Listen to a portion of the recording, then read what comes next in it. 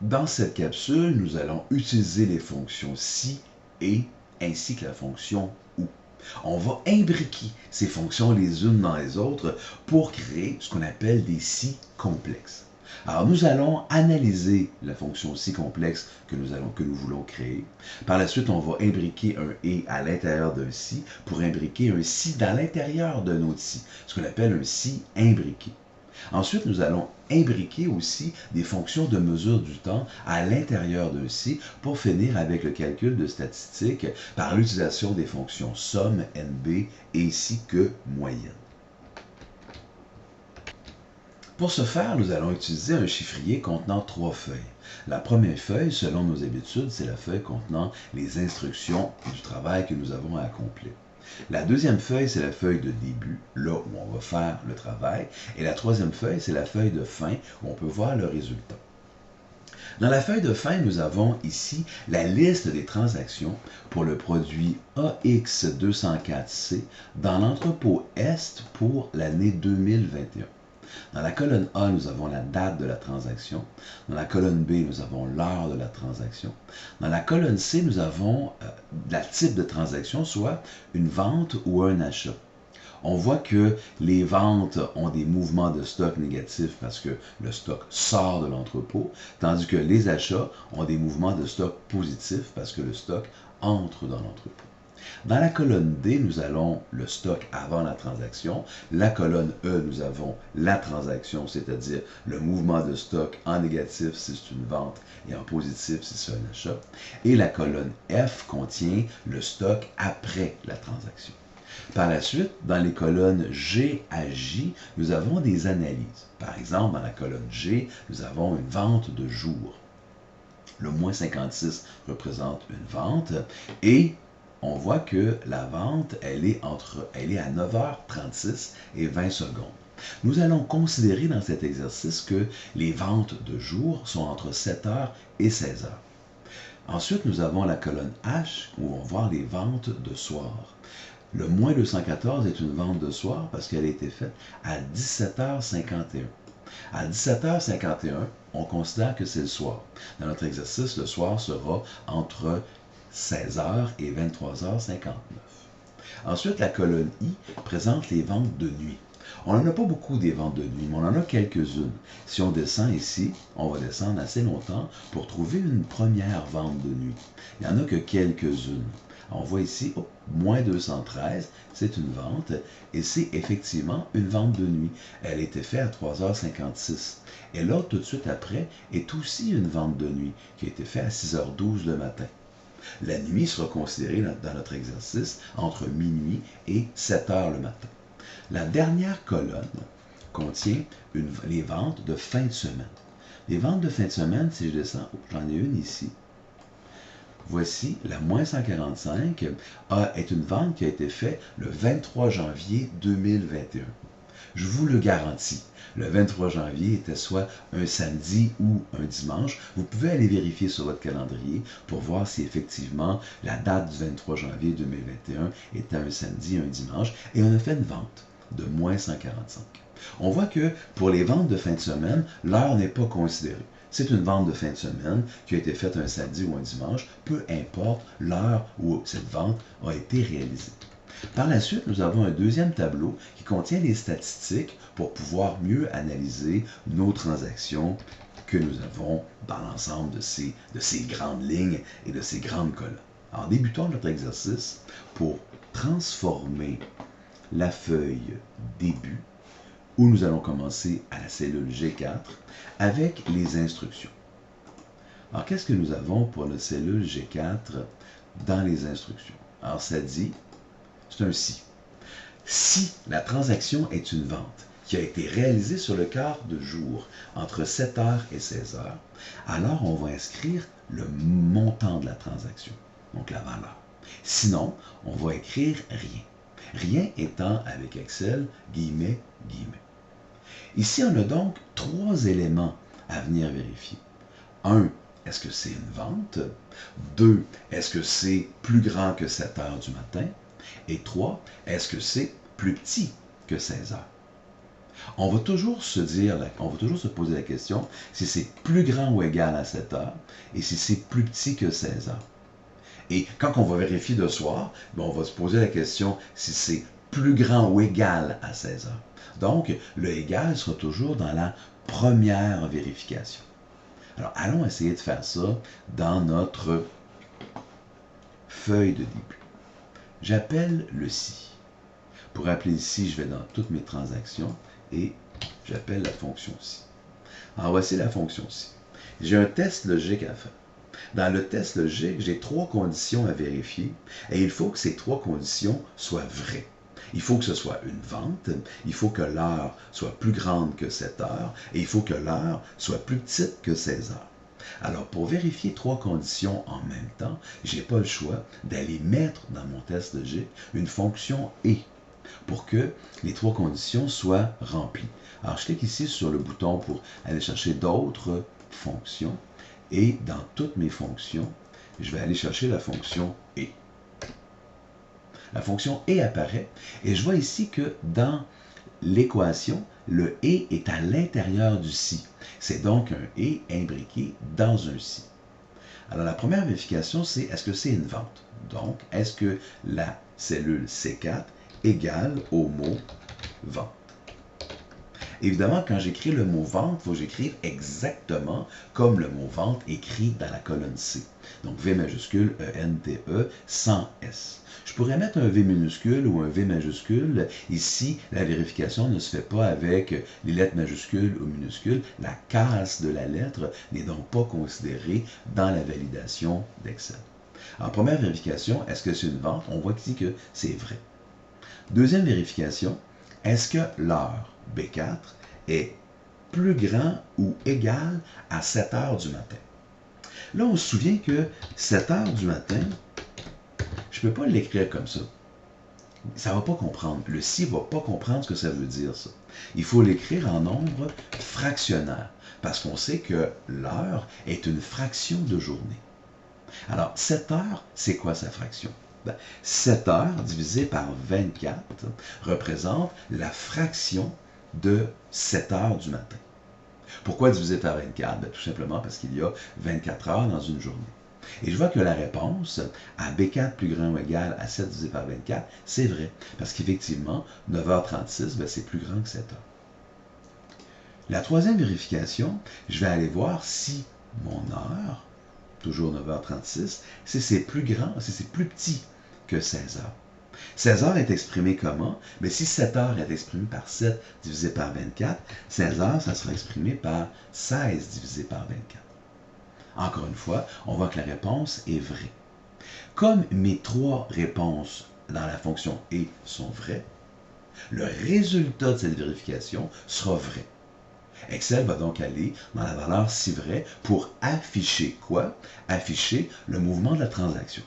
Ici, je ne vais pas cliquer sur OK.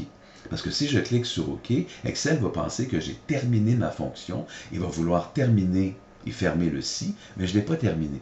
Alors, je vais aller cliquer entre le S et le I, et je vois que je reviens à ma fonction si initiale, et je vois que mon test logique est vrai.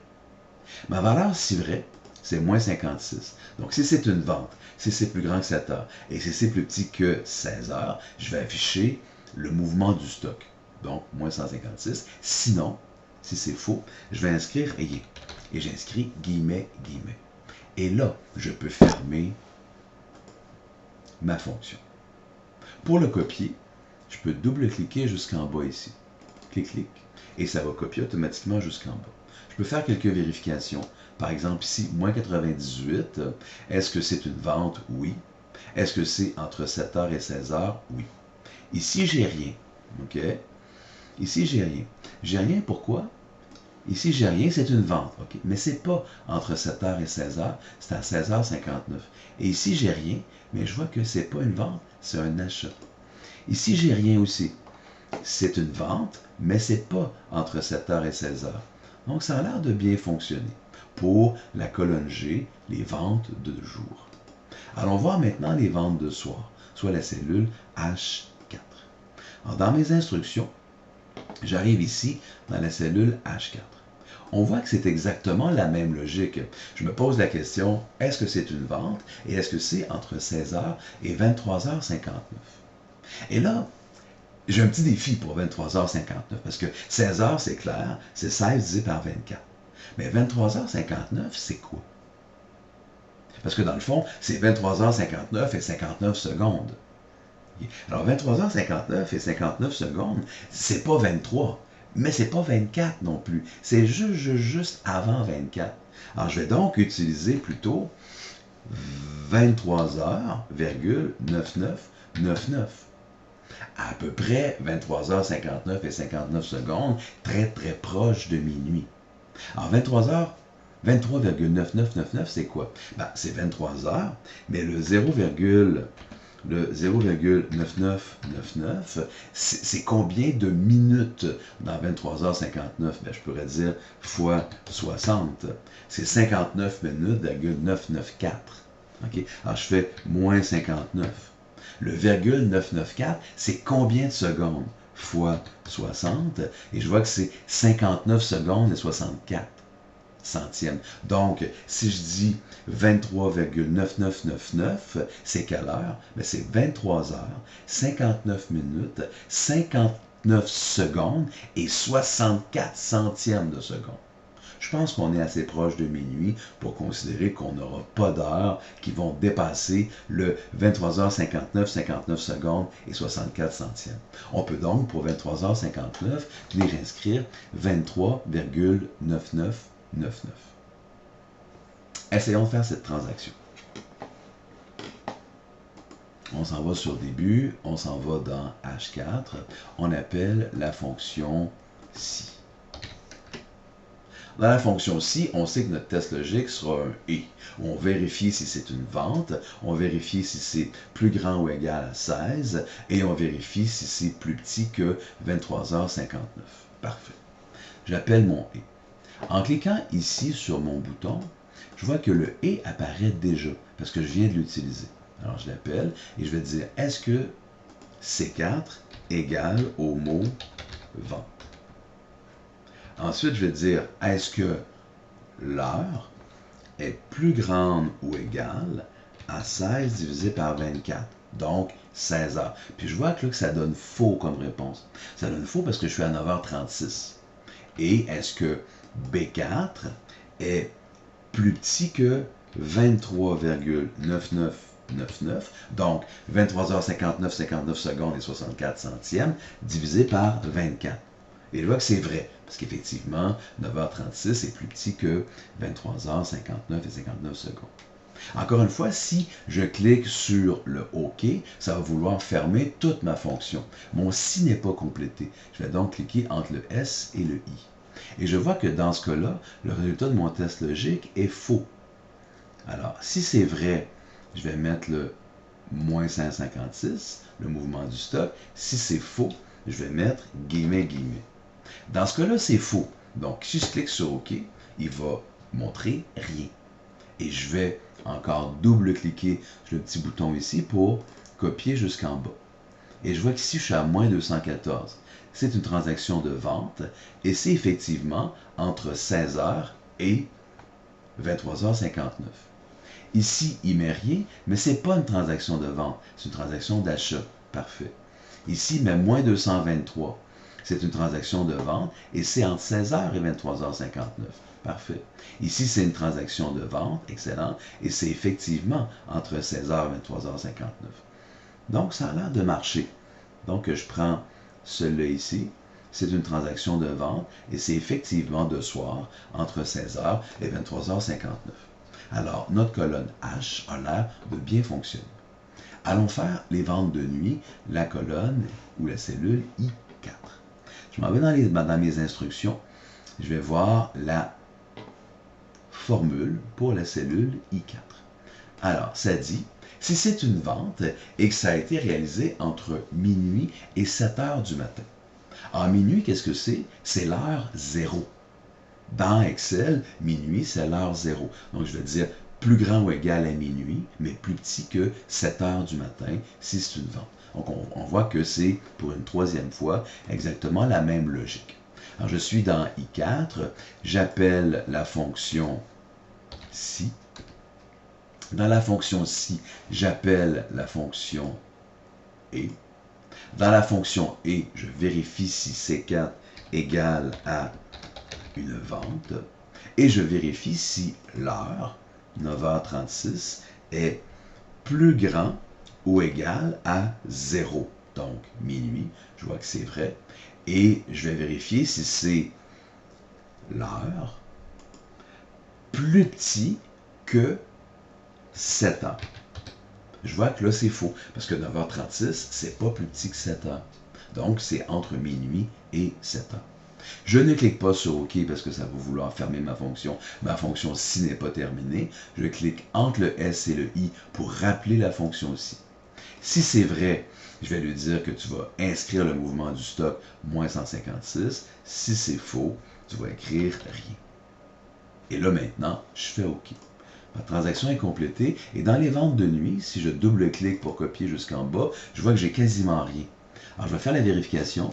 Je vais descendre là où j'ai une transaction de nuit. On l'a vu tantôt, elle était relativement basse là, dans les lignes. Alors, j'arrive ici où j'ai supposément 2 transactions de nuit. Et effectivement, c'est 2 transactions de vente et elles sont entre minuit et 7 heures le matin. Une à 3h56 dans la nuit et l'autre à 6h12 dans la nuit. Parfait. Ma fonction pour trouver les ventes de nuit a l'air de bien fonctionner. Ensuite, je vais trouver une vente de fin de semaine. OK. Comment qu'on va trouver les ventes de fin de semaine? Allons voir l'explication pour la cellule J4. Alors, on dit ici, note, il s'agit de la fonction la plus complexe à programmer dans tout le cours d'Excel que nous avons fait ensemble. Alors, comment on va vérifier ça? On va dire si le jour de la semaine est un samedi ou un dimanche. Alors, pour savoir si c'est un samedi ou dimanche, on va utiliser la fonction jour-semaine. Ça va nous donner le numéro du jour. Ici, on a une petite explication ici. Dans l'explication ici, on dit si le numéro du jour est égal à 1, il s'agit d'un dimanche.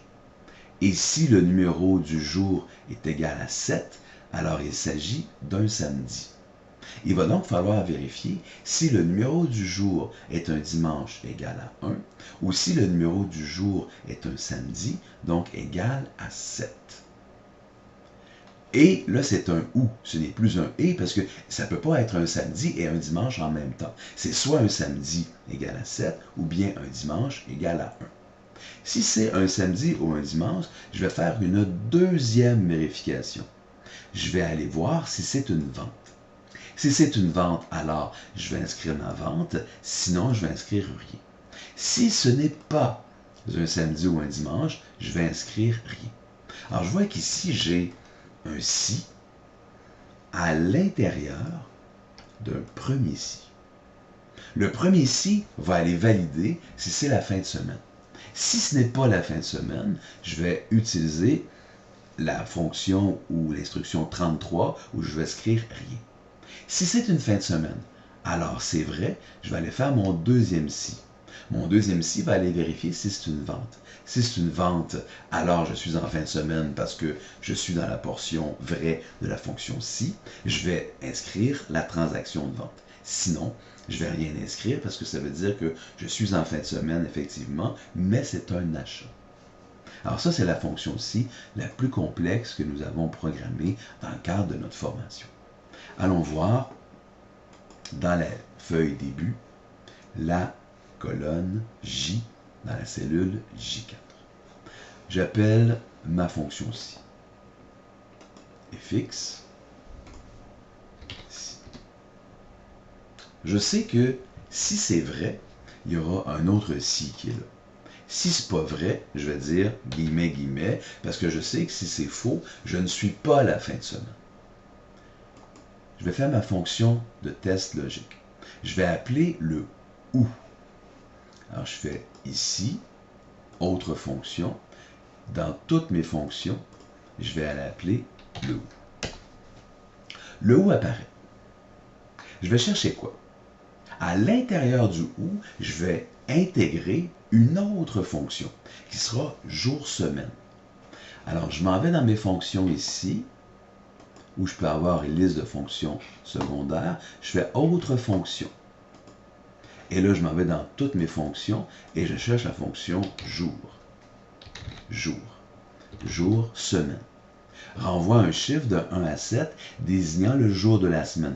1 étant dimanche et 7 étant samedi. J'appelle ma fonction jour. Le numéro de série, c'est quoi? C'est la date. Alors, est-ce que le 1er janvier est un samedi ou un dimanche? On voit que ça donne le numéro 6. C'est donc pas un samedi, parce que le samedi serait le numéro 7. Le type de retour, on va toujours mettre 1 comme type de retour. On voit ici le type de retour 1, dimanche est 1 et samedi égale 7. Normalement, on considère que dimanche est la première journée de la semaine, donc il va donner 1, et on considère que samedi est la dernière journée de la semaine, il va donc retourner 7. Le 1er janvier est un vendredi. Je vous le jure, si vous cherchez dans un calendrier, vous allez voir le 1er janvier 2021, numéro 6. Numéro 6, c'est donc un vendredi. Je ne vais pas cliquer sur OK, parce que si je clique sur OK, le logiciel va penser que le OU et le SI sont terminés, il va vouloir les fermer, il va dire, ben là, ça ne se ferme pas, ça ne fonctionne pas, il te manque un paquet d'arguments. Effectivement. Je retourne dans mon OU. Donc là, je viens de vérifier.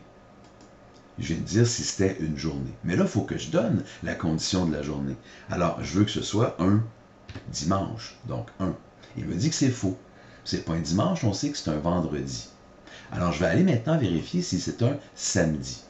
Alors, dans la deuxième condition du OU, je vais aller vérifier la fonction jour-semaine avec la date du 1er janvier et la date avec le type de retour 1. Je vois qu'évidemment que c'est toujours un vendredi, toujours à 6. Si je clique sur OK, il va penser que je vais tout fermer. Je ne veux pas faire ça. Je reviens sur le OU. Et je vais vérifier ici si c'est égal à 7. Donc, si c'est un samedi. Je vois que le jour de la semaine du 1er janvier 2021 n'est pas égal à 1. Donc, c'est écrit faux. Et ce n'est pas non plus égal à 7. C'est écrit faux. Je le sais, le 1er janvier, c'est un vendredi. C'est donc égal à 6 avec la fonction jour de la semaine. Excellent. Je viens de terminer mon OU. Je ne clique pas sur OK, parce qu'il va penser que j'ai terminé mon SI, ce qui n'est pas vrai. Je reviens sur le SI. Alors, si le test logique est faux, c'est-à-dire que si ce n'est pas un samedi ou un dimanche, il va aller dans la valeur si faux pour dire, bon, il n'y a pas de vente de fin de semaine. Mais je n'ai toujours pas vérifié si c'était une vente. Alors, je vais aller dans mon si vrai. Alors, si c'est un samedi ou un dimanche, bien là, ça vaut la peine d'aller voir si c'est une vente. Parce que la première condition a été vérifiée. La valeur si vrai sera un si imbriqué. Alors, je m'en vais ici pour ajouter une fonction dans mon si. Je fais autre fonction et je vais chercher le si. Je fais OK. Le si est maintenant à l'intérieur du premier si, dans la valeur si vrai. Je le vois ici dans ma barre d'équation. Le test logique, c'est quoi? C'est un test que je connais déjà. C'est est-ce que mon type de transaction est une vente? Et là, je fais attention pour bien écrire le mot vente entre guillemets. Si c'est une vente et que je suis dans la valeur si vrai, ça veut dire que le OU a été vérifié. On est soit un samedi ou un dimanche. Je vais donc mettre le mouvement de stock. Si ce n'est pas une vente, ça veut dire que c'est un achat. Donc, je vais dire écrire rien, guillemets, guillemets.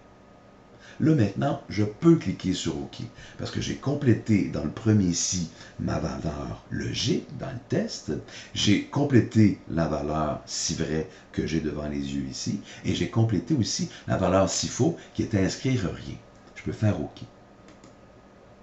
Et si ça n'écrit rien, pourquoi? Parce que je suis à un vendredi. Je double-clique. Ça va copier jusqu'en bas. Alors, je vais descendre pour voir ma transaction. Oh, ici, 145. 145, c'est le 23 janvier 2021. Le 23 janvier 2021, allons vérifier c'était quelle date ça. Je suis curieux. Donc, 23 janvier 2021. 23 janvier 2021. 23 janvier 2021, c'était un samedi. Donc, c'est vrai. C'est vrai que Le 23 janvier 2021, c'est une fin de semaine, donc je vais moins 145. Allons à vérifier un autre. Parce que j'aime bien vérifier pour voir si on a bien programmé l'affaire. Le 13 mars 2021, on dit que c'était une fin de semaine. Parfait. Allons voir le 13 mars 2021 si c'était vraiment une fin de semaine. Alors, le 13 mars 2021. 13 mars, eh bien, c'est un samedi. Alors, ça fonctionne. Notre fonction de fin de semaine a l'air de très bien fonctionner. On a donc complété les colonnes J, G, H, I et J avec nos fonctions si, ou et jour, semaine imbriquées dans une fonction si. Parfait. Allons voir le reste de nos transactions que nous devons accomplir. Donc ici, on dit dans les autres instructions qu'on doit copier jusqu'en bas, c'est ce que nous devons faire, et on doit copier évidemment sans changer le format des cellules, c'est ce que nous avons fait ici. On voit l'exemple pour s'auto-vérifier, on s'est déjà vérifié, ça a l'air de bien fonctionner. Ensuite, je dois aller compléter les statistiques. Donc dans la cellule M4, je vais aller compter les nombres dans la colonne G. Ensuite, je vais ici compter les nombres dans la colonne H, compter les nombres dans la colonne I, faire des sommes, faire des moyennes, etc. Donc, je vais aller voir ce que je veux faire ici dans mes statistiques. Alors, je vais avoir le nombre de jours de vente. Alors, les jours de vente, je vois que c'est des nombres. Alors, j'ai juste à activer la fonction NB. Il va me compter mes nombres. On a à date toujours compté des nombres positifs. Ben, un nombre négatif est un nombre aussi. Donc, je vais juste sélectionner la colonne G comme ça, et il va compter tous les nombres dans la colonne G. Il va donc compter là où j'ai des ventes de jour. J'ai combien de ventes de jour? 653. Les ventes de soir, même chose. Je vais faire la fonction NB pour aller compter. Et je vais aller compter quoi? Je vais aller compter les nombres dans la colonne H. Et lorsque j'ai un nombre, comme par exemple moins 214 ou moins 223, ben j'ai une vente de soir. Donc, il va me compter le nombre de ventes de soir, 168. Même chose pour les ventes de nuit.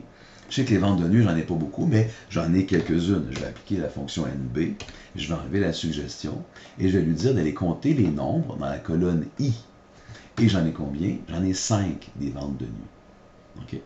Nombre de ventes totales, ben, je peux faire la somme de 653 plus 168 plus 5, ce qui va me donner le nombre de ventes totales de jour, de soir et de nuit. Les quantités vendues de jour maintenant. Ben, les quantités vendues de jour, je vais aller faire la somme de mes quantités vendues. Alors, je vais dire la somme de mes quantités vendues. Et je vais faire tout simplement la somme de la colonne G. Je peux faire la somme directement comme ça, parce que lorsque c'est vide, il ne va pas faire la somme. Et lorsque c'est un mot, comme vente de jour, il ne va pas faire la somme non plus. Et ça va me donner moins 104 152. Allons vérifier les instructions pour la somme des quantités vendues. Alors, en effet, on dit juste ici de faire la somme des quantités. Génial. Je reviens ici. Alors, pour les quantités vendues de soir, je vais aller faire ma somme. Je peux faire égal somme si je veux, ouvrir parenthèse et aller sélectionner ma colonne H et fermer ma parenthèse. Je peux le faire comme ça.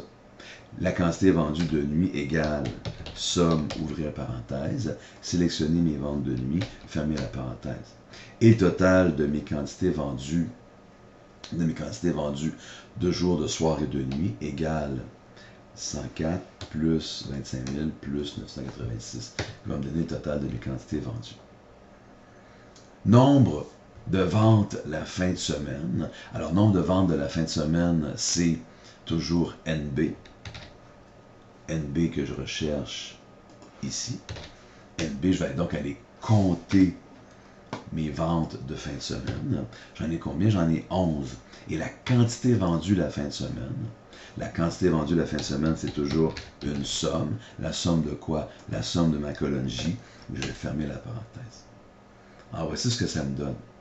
653 168, 5, 826, 104 152, 25 511, 986, 130 649, 11 et 1716. Allons voir si ça me donne la bonne chose ici. OK. 153, ça a l'air d'être pareil. J'ai validé. Donc, c'est une première façon de valider. Je peux aussi valider d'une autre façon. J'ai ici ma feuille début à partir de la colonne D et j'ai ici ma feuille fin. Je vais l'amener à partir de la colonne D. Et là, je compare mes chiffres ici. Fin, début. Fin, début. Vous voyez, il n'y a rien qui bouge. C'est identique. Et ce qui est intéressant, c'est que mes statistiques ici, comme mes statistiques que je viens de calculer dans la feuille début, sont identiques à mes statistiques qui ont été calculées comme solution à l'exercice, mais ça veut dire que les données que je prends pour faire mes statistiques, donc les colonnes G, H, I et J, je les ai bien calculées. Si mes statistiques sont identiques. Je viens donc de démontrer que nous avons complété notre exercice et que nous l'avons complété avec succès. Je crois que nous pouvons être fiers d'avoir atteint notre objectif qui était de programmer dans Excel un si complexe.